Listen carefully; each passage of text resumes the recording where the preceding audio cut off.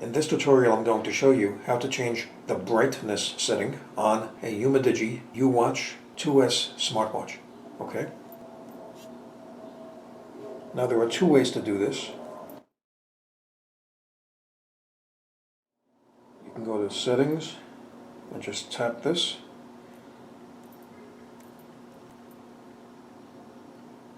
And each time you tap it, it's going to adjust the brightness, 1 bar being the lowest and 3 bars being the highest.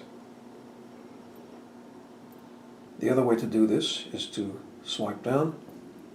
Now as you can see, the brightness setting is right there. It's half. Tap it, now it's whole. This is the brightest. Tap it. This is the least bright. That's the next level of brightness. And that's the brightest. So every time you tap it, it changes it. And there you go.